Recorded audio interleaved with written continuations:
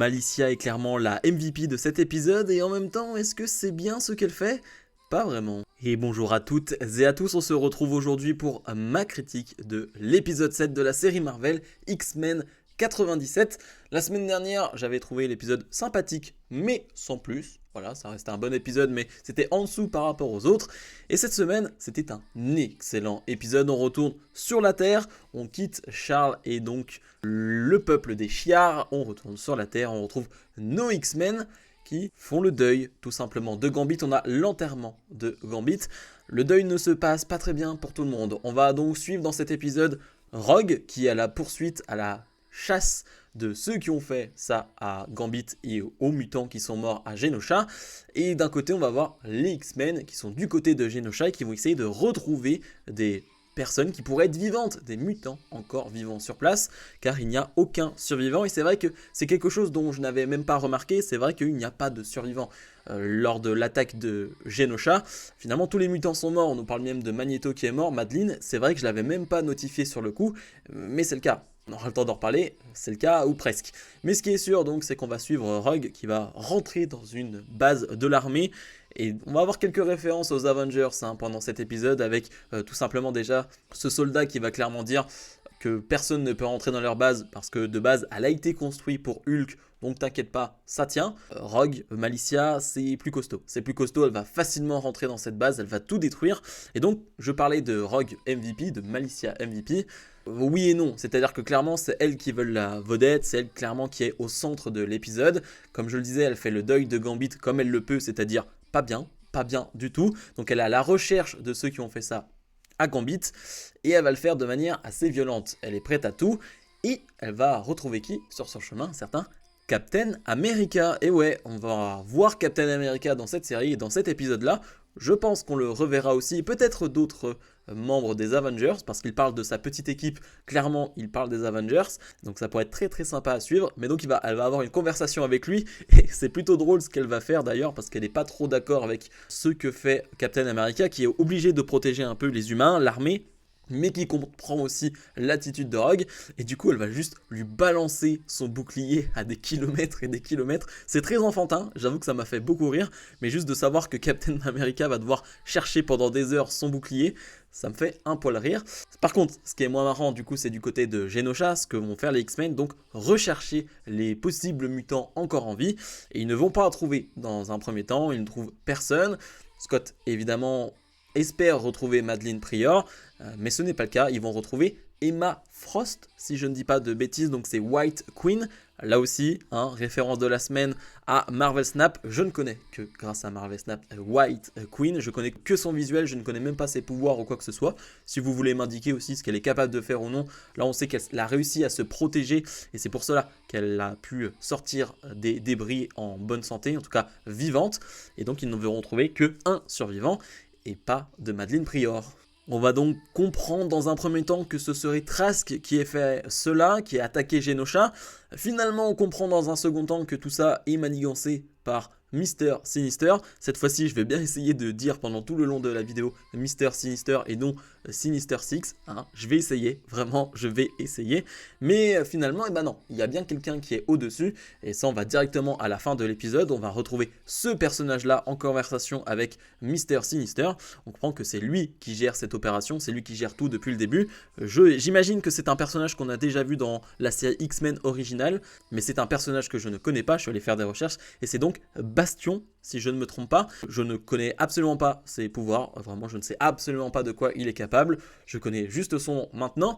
Il va avoir cette discussion avec Mr. Sinister et surtout, à la fin de l'épisode, la toute dernière scène, il va retrouver un certain personnage, il va retrouver Magneto qu'il a ligoté, et oui, il a réussi à kidnapper Magneto qui n'est donc pas mort. Franchement, je m'en doutais aussi, quand dans cet épisode on m'a dit que Magneto était mort, parce que je ne l'avais toujours pas compris, je me suis dit non, ça va être impossible, Magneto n'est pas mort, et c'est bien le cas, Magneto n'est pas mort, il est tranquillement en train de le raser, tel un bon psychopathe, donc on va voir ce qu'il va faire avec lui, et d'ailleurs ce qui est intéressant c'est qu'ils ont appris, Mr. Sinister et Bastion, que Charles Xavier était bien vivant aux côtés du peuple des Shi'ar, et ça peut changer beaucoup de choses. Je suis allé un peu loin, mais c'était pour vous montrer à quel point il y avait plusieurs menaces dans cette série. Et ce que j'aime aussi, c'est que certes, tu as souvent une menace par épisode, voilà, tu as un nouveau méchant par épisode, mais aussi tu gardes quand même un méchant global pour la série. Voilà, c'est pas simplement une histoire par épisode. Non, on garde quand même un grand méchant pour la série. Je pensais que c'était Mr. Sinister.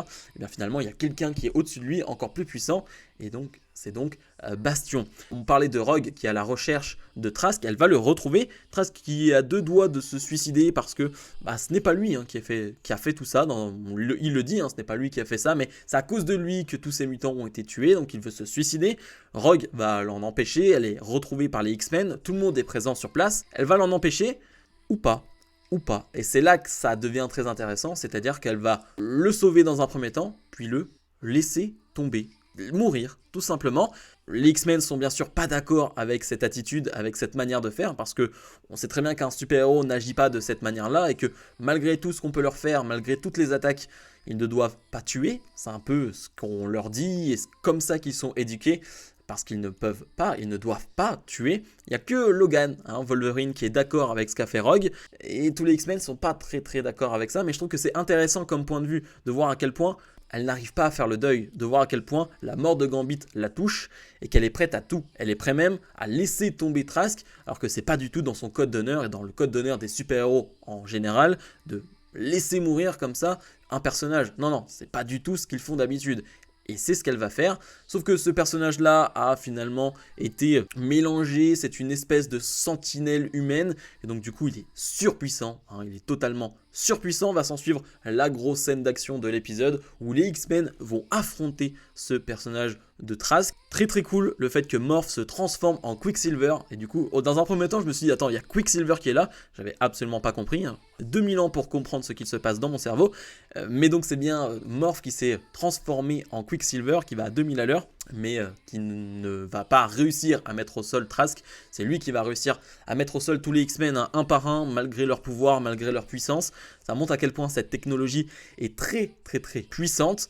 Il n'y a qu'un homme qui va réussir à les mettre au sol, c'est quelqu'un qui va sortir de l'ombre avec une certaine grenade, c'est Cable qui est présent. Jean qui comprend avec ses pouvoirs que Cable est bien l'enfant de Madelyne Pryor et de Scott aussi qui voit que c'est son fils devant lui. C'est pas le moment de discuter de tout ça, ils n'ont pas vraiment le temps de discuter de tout ça. On avait vu Cable dans l'épisode de Genosha, d'ailleurs on l'avait vu quelques secondes aux côtés de Madelyne justement, et il l'avait prévenu de la catastrophe qui allait arriver, mais voilà, c'est tout ce qu'on voit sur Cable, on va dire. Donc ouais, c'est un épisode que j'ai vraiment beaucoup aimé, de voir que le deuil est géré de différentes manières par les différents personnages. On voit Scott qui lui est en pleurs et veut absolument retrouver Madelyne Pryor, mais malheureusement on ne la retrouve pas et on peut se douter qu'elle est morte.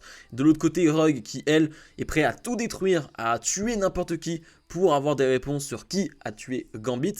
J'ai trouvé ça très intéressant. J'aime bien le fait que ce soit nuancé et que c'est assez réaliste. Souvent on va avoir le type de super-héros qui vont vivre le deuil de manière tragique, ils vont mal le vivre, mais il n'y aura pas forcément de conséquences derrière ou de grosses conséquences derrière et de gros gestes qui vont te montrer que le deuil n'a pas été fait et qu'ils veulent se venger.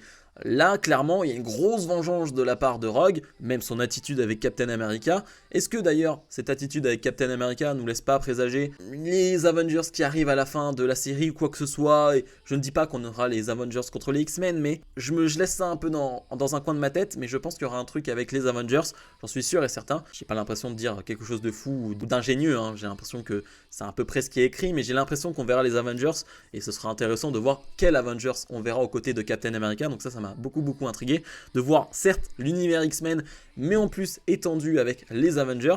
Ça pourrait être très sympa. Beaucoup aimé la tenue de Captain America, la classique, vraiment à l'ancienne. J'ai vraiment bien aimé, mais elle est bien détaillée, je la trouve vraiment très jolie. Donc ouais, c'est un épisode que j'ai beaucoup aimé.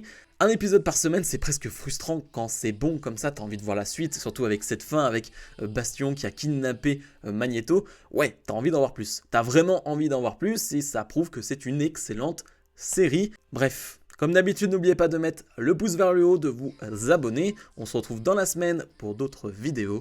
Salut